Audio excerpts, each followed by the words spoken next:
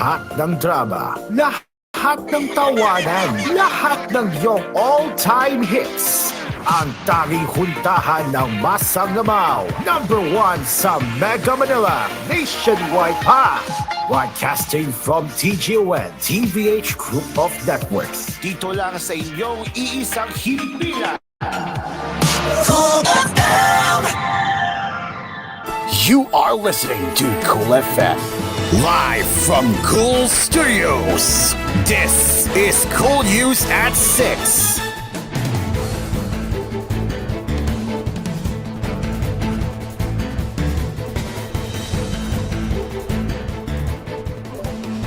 Good evening and welcome to koolNews at 6. I'm Carl. Let's begin with the headlines.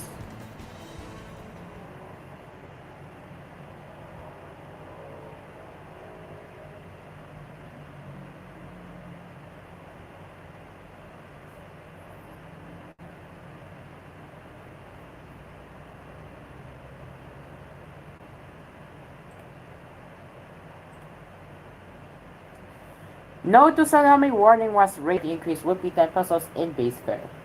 It's too steep, especially for people who avail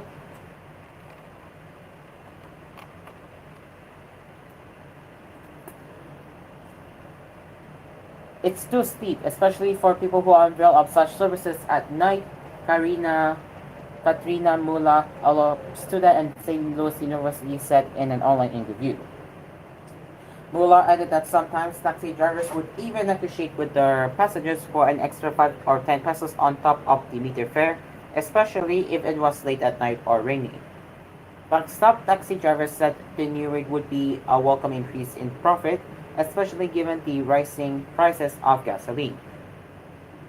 It's better that since gas prices are so high right now. So high now. We need that extra 5 pesos to at least offset gas prices, Darwin Rebolito, a taxi driver, added in Filipino. Rebolito also explained that from his earning about 1,800 pesos a day from a 24-hour driving shift, a large portion of it would be allotted for gasoline, which regularly amounts to about 2,000 pesos. Cesar Labiano, a taxi driver for 56 years, said that apart from gas, they also had to split their earnings to pay for other expenses such as vehicle maintenance. He added that this usually left drivers with around 400 or 500 pesos only. You earn 4,000 pesos and then you get up to 1,500 pesos and then you pay 1,500 pesos for your laundry, so you have 1,000 left, but you also have to pay for car washes, your food, and your snacks. That leaves you with about 500 pesos or 400 pesos, he explained in Filipino. Labiano said, however, that the increase in the lockdown rate is unnecessary since some kind passengers give them extra pay anyway. I don't think the fare hike is necessary since a lot of people in the Baguio who ride taxis are very generous. When you try to give them change, they tell you to keep it instead, he added in Filipino.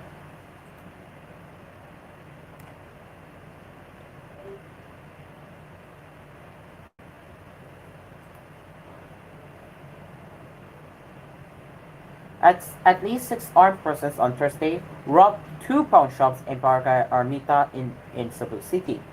Authorities said Macy's Jewelry and Deco Chain Jewelry Store lost around 10 million pesos and 4 million pesos respectively. Footage from a closed-circuit television camera at one of the pawn shops showed the robbers pointing guns at the sales staff members and customers, forcing them to drop on the floor.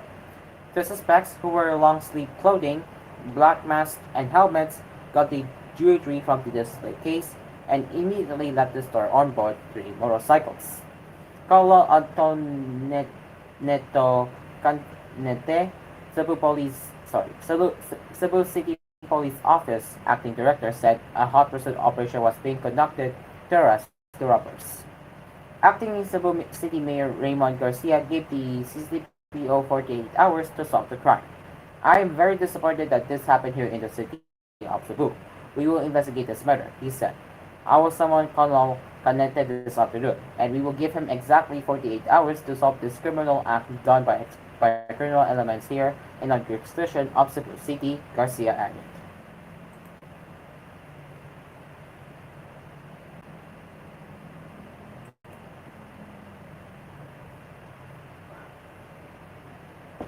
Senator Ronald De La Rosa is standing firm against participating in the House of Representatives investigation into various issues, including alleged extrajudicial killings during the past administration. I declined the invitation on the grounds that I don't want to become the president in or precedent in breaking the interparliamentary courtesy tradition of both houses of Congress, De La Rosa said in a statement to reporters on Thursday. As then police chief, De La Rosa spearheaded former President Rodrigo Duterte administration's gully war on drugs that reportedly killed thousands of drug suspects. Duterte was also invited to the hearing by the Quad Committee, composed of the Dangerous Drugs, Public Order and Safety, Public Accounts, and Human Rights panels. Aside from the alleged EJ case, the Quad Committee will also look into crimes linked to the illegal drug trade and Philippine offshore gaming operators. Duterte and De La Rosa were also a no-show when the House Human Rights Panel invited them to its investigation into the EKJ allegations. At that time, De La Rosa said he was advised by Senate President Chis Escudero against attending the House proceeding. I sought the advice of the Senate President on what to do. I don't have any problems. I can face them anytime. But still, I have to follow the guidance of the Senate President. Being a member of the institution, the Senate of the Philippines, I need to follow his guidance, he said then in the radio interview. His answer was, no, you don't have to attend because there are discussions in the Senate that every time a senator's name pops up in their hearing, we will break up the so-called interparliamentary courtesy. What can senators do? There are only 24 of us. If we just attend their hearing, we can't do anything in their legislative function, Dela added, quoting Escudero.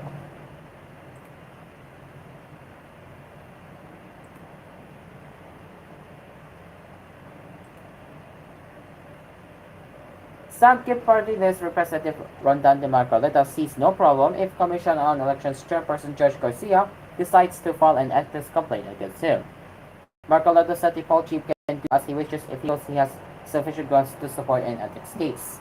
However, Marcoleta also said that he does not understand why he is being targeted when he only wants clean elections.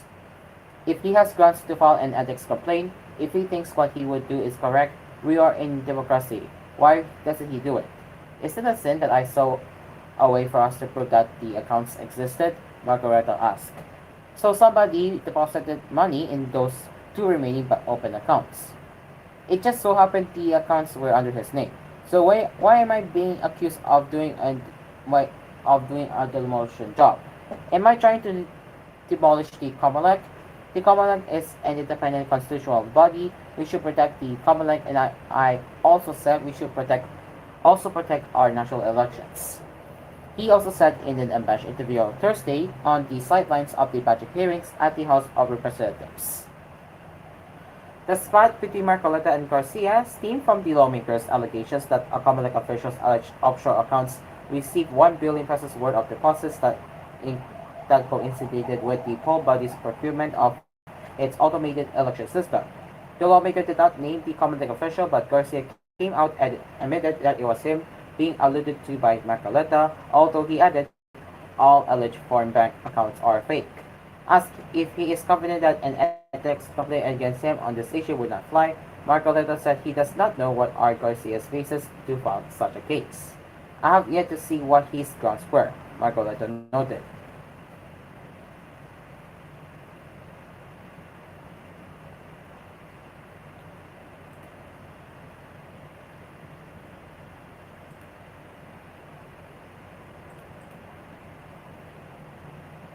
Deserve. This was how Opposition Senator Risa Hontiveros on Thursday reacted to the Court of Appeals freeze order against the bank accounts and properties of Pastor Apollo Kipuloy and his Kingdom of Jesus Christ Church. That's what people like Kipuloy, who are extremely guilty, deserve, Hontiveros said in a statement. As head of the Senate Committee on Women, Hontiveros is leading the investigation into crimes such as large-scale human trafficking and rape allegedly committed by Kipuloy and the KOJC. The senator noted that this is the second freezing of bank accounts order against Kipuloy, citing a similar move in the United States. In 2022, the U.S. Department of Treasury's Office of Foreign Assets Control blocked all transactions and assets of Kipoloy and his KOGC due to allegations of rape, serious human rights abuse, and other offenses. Hopefully, this freezes Kipoloy's ability to escape. Hopefully, also, our local entities can work with their foreign counterparts to stanch their flow of money to offshore accounts, Oliveros said. This is the beginning of the quest for justice. He exploited the faith and goodwill of many Filipinos, from underage individuals who were forced to beg to OFWs who work abroad, hard abroad just to give it to KOJC. This is the end of Cuboy's happy days. We will not stand idly while scammers and con artists prey on hardworking Filipinos, the senator added. However, also thanked the Anti-Money Laundering Council, which requested the court to freeze Cupolight's assets.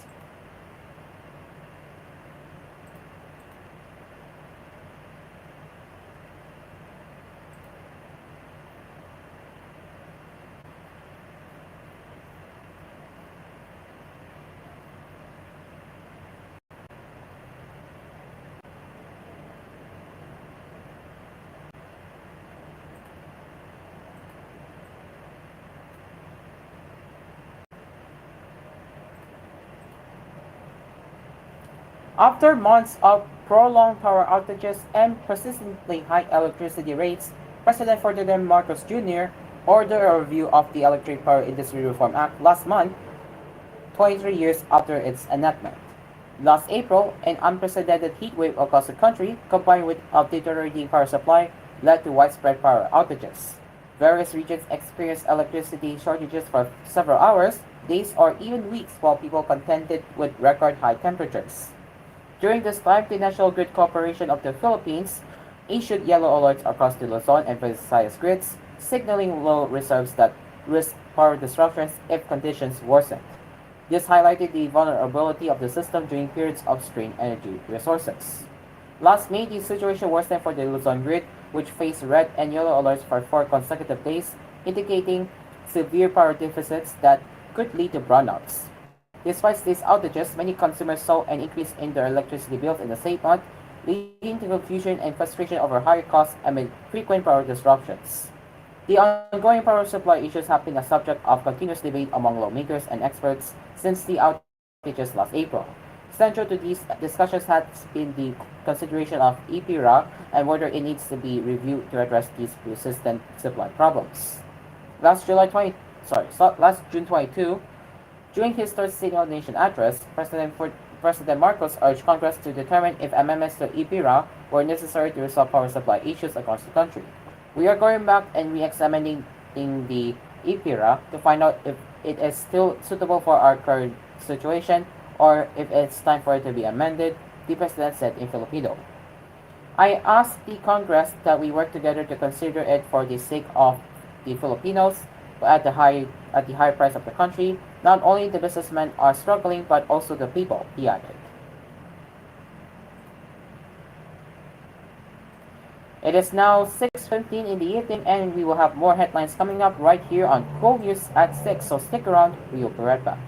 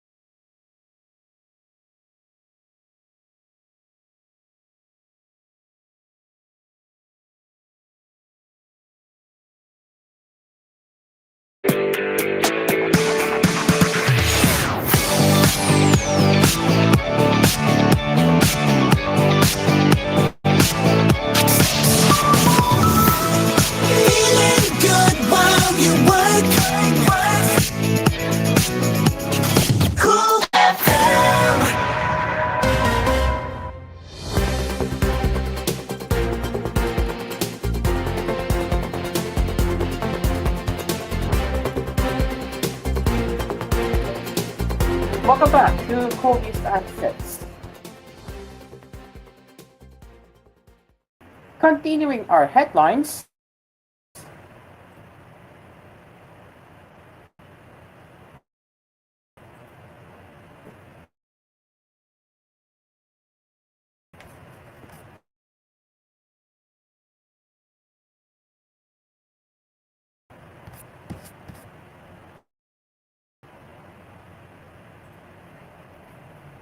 is set to become the country's first ever public school entirely powered by solar energy before the end of this year. Announced that Belen Homesite Elementary School has been selected as the beneficiary of the solar power project that he hoped would become a showcase in the country.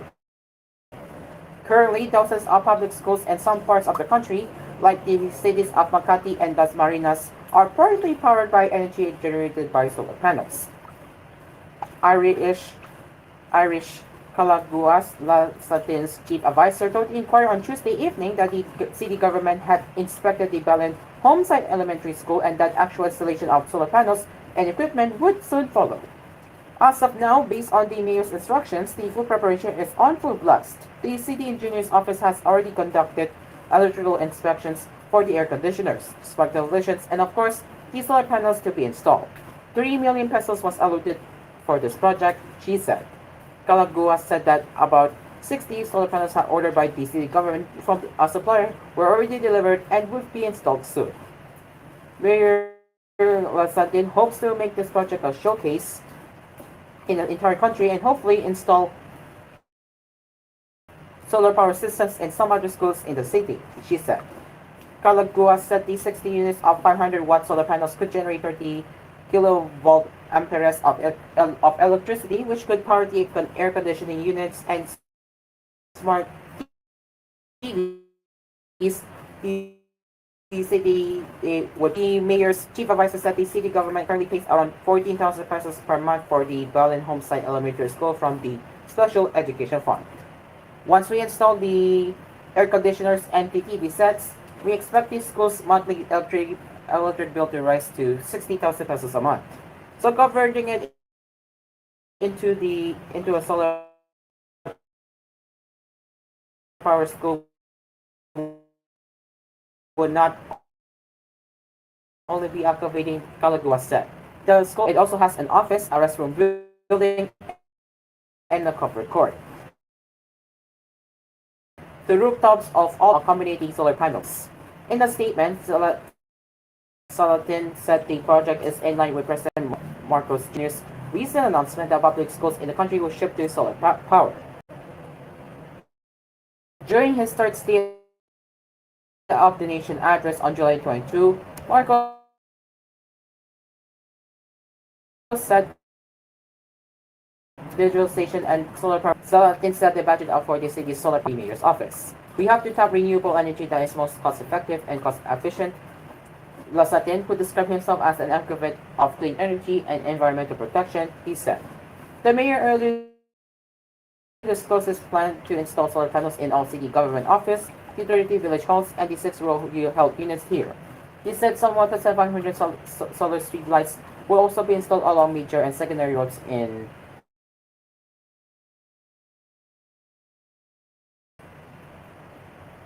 Angeles City by the end of October this year. Salatin said the city government would be able to save 100 million pesos a year once the amount could be allocated. Okay, give me a second.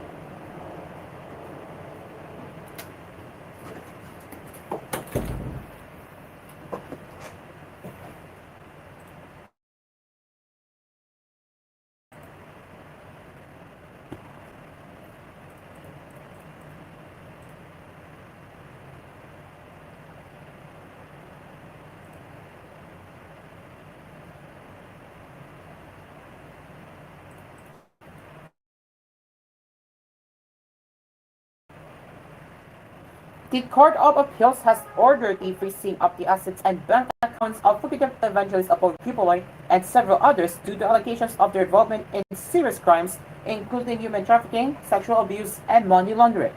In a 48-page resolution dated August 7, CA issued a freeze order against the bank accounts and properties of Pupuloy, Religious Sect Kingdom of Jesus Christ, Sarawak, Aswara South Media Corporation, or the Sunshine Media Network International, or MSN or SMNI, Children's Joy Foundation Incorporated, and 9 other individuals. The order covers Pupuloy's 10 bank accounts, 7 real properties, 5 motor vehicles, and an aircraft. KGC's 47 bank accounts, 16 real properties, and 16 motor vehicles. SSMC's 17 bank accounts, 5 real properties, and 28 motorcycles, as well as CJFI's 43 bank accounts, 1 real property, and 4 motor vehicles.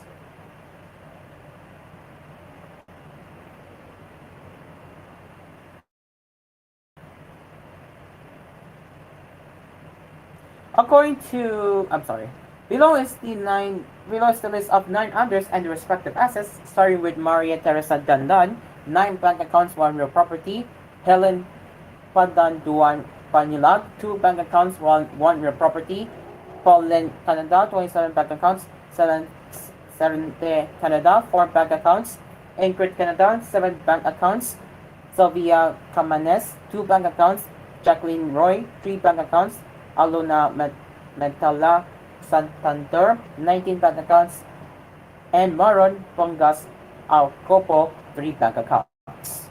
According to the resolution, the appellate court said that the verified allegations in the anti-money laundering council's petition, along with supporting documents, give a reasonable ground to believe that the bank accounts enumerated above are indeed linked to the following crimes under the Philippines and the United States laws: qualified human trafficking, sexual and child abuse, conspiracy to engage in sex trafficking by force, fraud and coercion, and sex trafficking of children, sex trafficking by force, fraud and coercion, conspiracy, marriage fraud, fraud and misuse of visas, bulk cash smuggling, promotional money laundering, concealment money laundering, and international promotional money laundering. To avoid withdrawal of funds from these accounts, the appellate court finds it appropriate and judicious to issue a 20-day freeze order directing the following bank and financial institutions to freeze Kipuloy and others' accounts immediately within the given period. So that's a lot of banks here: BDO Unibank Incorporated, Metropolitan Bank and Trust Company, Bank of Commerce, Bank of the Philippine Islands or BPI, CTBC Bank Philippines Corporation, Maybank Philippines Incorporated, Philippine National Bank, Rizal Commercial Bank Corporation, RCBC and RCBC Savings, Rizal Microbank Incorporated, a thrift bank of RCBC, Security Bank Corporation, East West Banking Corporation, Greenbank Incorporated, Philippine Business Bank Incorporated, and Land Bank of the Philippines. Inquirer.net has sought the side of Kipoy's lawyer, Israelito Toleron, but he has yet to reply as of posting time.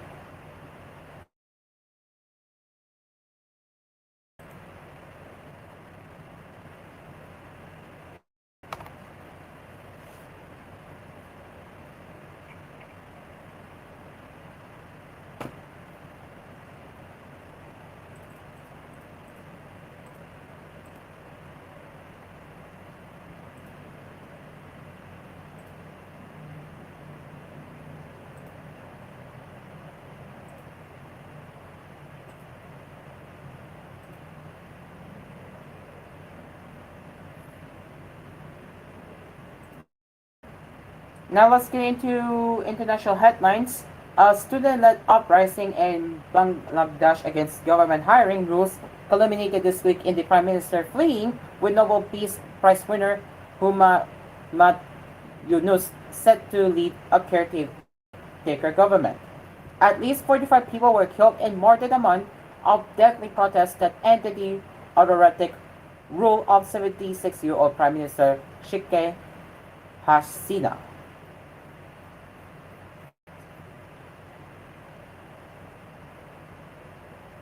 So here are the five key dates explaining how the protests toppled the government in the South Asian nation of about 170 million people. For on July 1, university built barricades blocking roads and railway lines to demand reforms to a quota system for sought-after public sector jobs. They say the scheme is used to stack the civil service with royalists of Hasina's ruling Awami League. Hasina, who won a fifth term as prime minister in January after a vote without genuine opposition, says the students are wasting their time. On July 16, violence intensifies with six people killed in clashes, the first recorded deaths in the protest, a day after brutal violence when protesters and pro-government supporters fought in Dhaka with sticks and rubber bricks at each other. Hasina's government orders the nationwide schools and university. On July 18, Hasina rebuffed students reject an olive branch from Hasina a day after she appeals for calm and vows that every murder in the protest will be punished. Protesters chant down with the dictator and torched the headquarters of state broadcaster Bangladesh Television and thousands of other government buildings. Clashes escalate despite a round-the-clock curfew, the deployment of soldiers, and an internet blackout. Days later, the Supreme Court ruled the decision to reintroduce job quotas was illegal, but its verdict falls short of protesters' demands to entirely abolish reserved jobs for children of freedom fighters from Bangladesh 1971 independence war against Pakistan. And on August 5, Hasina flees Dhaka by helicopter as thousands of protesters storm her palace with millions on the streets celebrating, some dancing on the roof of armored cars and tanks. Bangladesh Army Chief General Wakar Zaman announces in a broadcast on state television that Hasina had resigned and the military would form an interim government. And today, Nobel Peace Prize winner Yunus, age 84, flies to Dhaka to lead a caretaker government. He is expected to be sworn in later in the day to begin what the army chief has told will be a beautiful democratic process.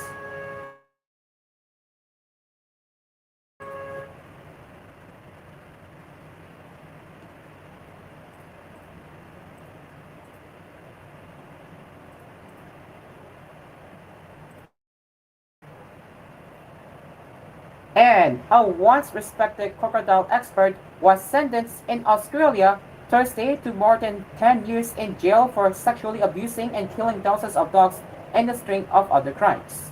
Adam Britton, age 53, had pleaded guilty to 63 charges relating to bestiality, animal cruelty, and processing child abuse material. In sentencing Britton on Thursday, Northern Territory Supreme Court Chief Justice Michael Grant described the acts as unspeakable and grotesque.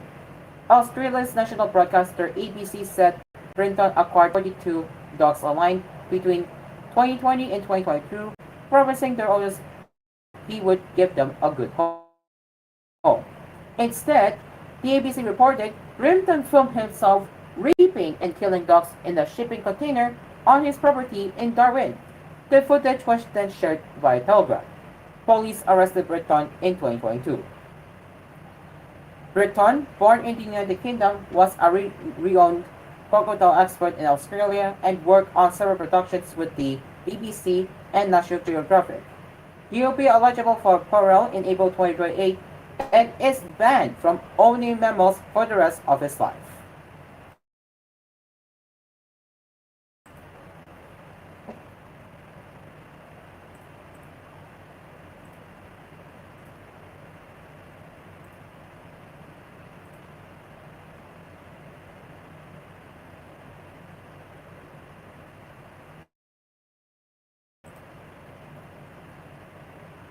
An Australian airline Qantas scrapped its non-stop fare to a London flight Thursday, saying the decision was taken as a precaution due to tensions in the Middle East. The flight, usually a non-stop 17.5-hour journey, will now refuel in Singapore, allowing it to carry a full load of passengers on a route that avoids contested airspace. It is the second time this year the airline has been forced to redirect flights due to unrest in the Middle East. The return service, London to Perth, will continue to fly non-stop on a readjusted path due to prevailing winds. Qantas joins other airlines including Lufthansa in redirecting flights from the area. The region is bracing for a military retaliation from Iran against Israel following the killing of Ismail Haniyeh, the political leader of the Palestinian militant group Hamas, last week in Tehran. Both Iran and Hamas blame Israel for the assassination and, along with Iran-backed Lebanese group Hezbollah, threatened reprisals. Israel has neither confirmed nor denied that it was behind Haniyeh's killing. It is now 6:40 in the evening, and Cool News at 6 will be right back.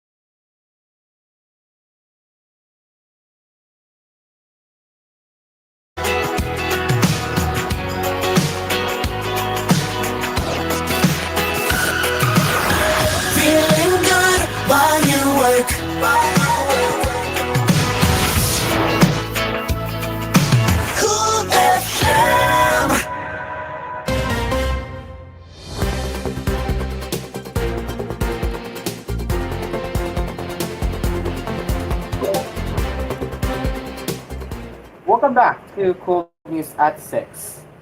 Continuing our headlines with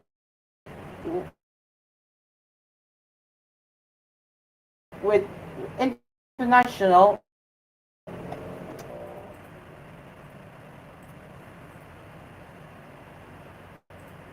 Okay, actually, there's no international. Let's move on to sports now. God on Thursday announced her retirement from wrestling a day after being disqualified from the women's 15 kilograms competition at the Paris Olympics for being overweight for the final. World bronze medalist Pihal Gat, age 29, was in the public eye for months last year as part of the along running protest against the then chief of Indian wrestling when he was embroiled in a sexual harassment scandal. Pihal Gat, who has won 3 Commonwealth Games gold medals, had been due to face Sarah Hildebrandt of the United States for the gold medal on Wednesday in Paris, but was found to be 100 grams over the 50 kilometers limit. Monder Wrestling won against me. I lost. Your dreams and my courage are shattered, Pehag wrote on social media platform X. I don't have any more strength now. Goodbye Wrestling 2001 to 2024. I will forever be indebted to you all. Sorry. Hilbert took gold in Wednesday final against Cuba's Susni, losing her semifinal to Pehag on Tuesday. Indian media reported Pehag has appealed to the Court of Appreciation for Sport against her disqualification and amended on joint silver to be awarded. CAS is expected to announce its verdict on the case later Thursday in Paris.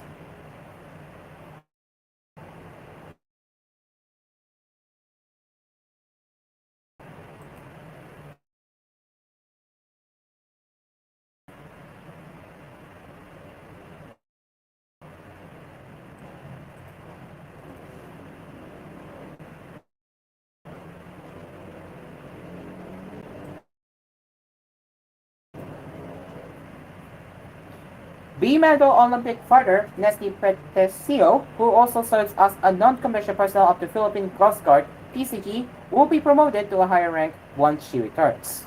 Petesio's current rank in the PCG is Petty Officer Second Class. She will be given the next rank of PD Officer First Class. The Coast Guard will be promoting her to the next high rank when she comes back, said PCG Chief Admiral Ronnie Gilgavan in an ambush interview before an awarding ceremony in PCG headquarters in Port Area, Manila. Petesio got a bronze medal, but she could no longer advance to the finals of the 2024 Paris Olympics women's boxing event on Thursday morning. It's a very inspiring achievement to the youth, Gavan said about Petesio's performance.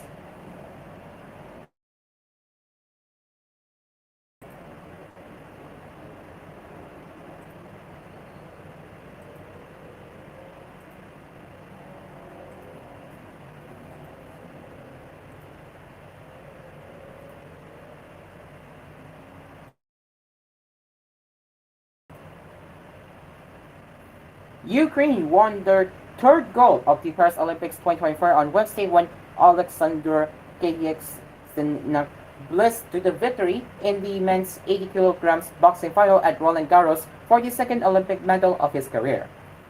Sinetsk claimed a split points decision victory over Kazakhstan's Nurbakovbay to go one better than the silver he claimed at the Tokyo Olympics 3 years ago. On that occasion, Kate Zinet was knocked out in the final by Brazil's Herbert Conceição.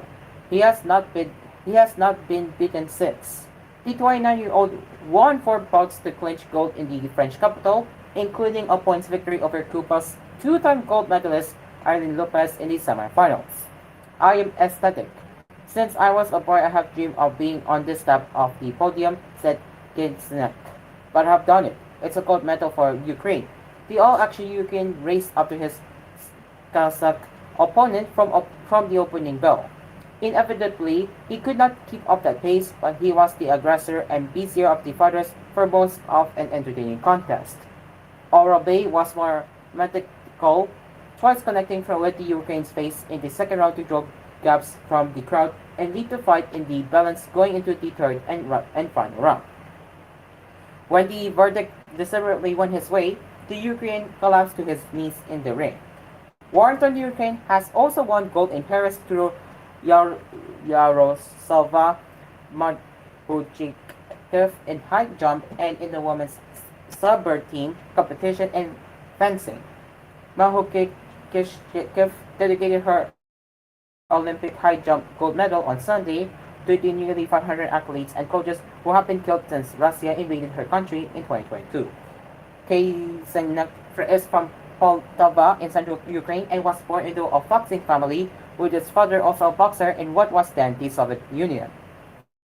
The 29-year-old uh, Kaysenek was knocked out in the gold medal round at the Tokyo Games after outlasting Filipino Almiro Marcel in the semifinal. In the final of the men's 63.5 kilograms division at Roland Garros, better known as the home of Grand Slam tennis, there was disappointment for the home fans. Despite their best efforts to roar France Sofin Omniha to gold, he lost on split points to Cuba's more accomplished Erislandi Alvarez. Cuba is traditionally one of the superpowers of Olympic men's boxing, but this was their first and will be their only gold in the sport in Paris. It is incredible to be part of Cuba's boxing history. We have such a great record, said Alvarez, age 24. I dedicate this gold medal to my grandmother, who sadly passed away, and I dedicate it to my country and to my old teacher, who told me that I could achieve great things. With this gold medal, I have.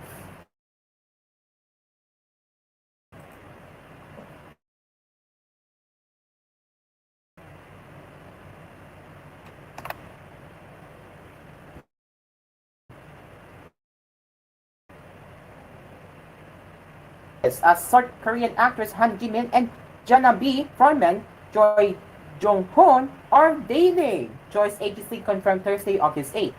The couple reportedly developed feelings for each other after Han's appearance on the KBS music show The Seasons, hosted by Choi in August last year. During the show, they performed Jana B's A Thought on an Autumn Night together. The 41-year-old actress debuted as an advertisement model in 1998 and has since built a successful acting career.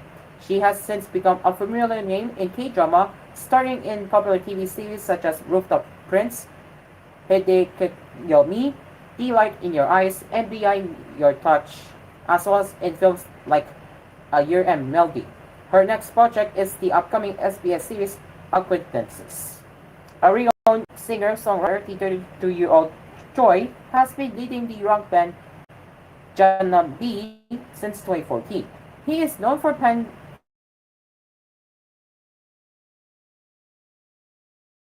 new melodies. Jana B headlined the country's popular rock festival Pentaport early this year.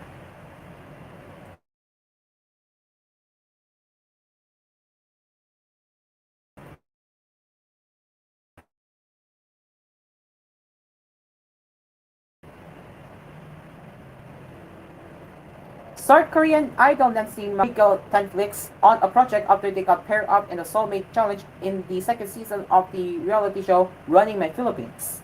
In an online interview on Fast Talk with Bar Ambunda, the former Momoland member was asked about her thoughts on the possibility of her working with conflicts for a project in the Philippines. He was so nice. He was such a sweet guy. I mean, if there's an opportunity, I would love to. I remember he was translating all day for me. So he probably had a really hard day. I'm really thankful for that because I didn't understand Tagalog that well, she shared. When the episode aired last Sunday, McDoney and Netflix threatened on X, formerly Twitter, with some fans expressing their hope for a project between the two. Unexpected pairing but may symmetry. Hashtag MixCY, said one fan. Don't be shy. Bigyan inyo na agad tong dalawa ng project, hashtag MixCY, wrote another fan.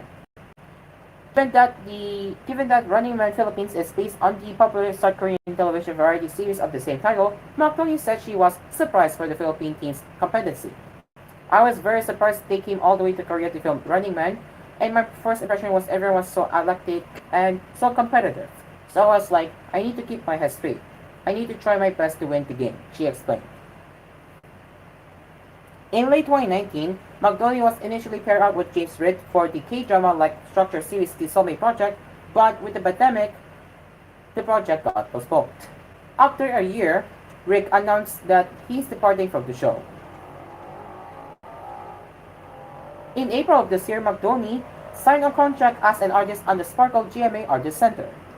On the other hand, Netflix is exclusively dating his on-screen partner, Isabel Ortega. And that is it for koolNews at 6. As always, you can get in touch with us at tvh.philippines.news@gmail.com. And we will be back with more headlines later with koolNews Prime Time at 9 p.m. tonight. Until then, I'm Caro. Good evening.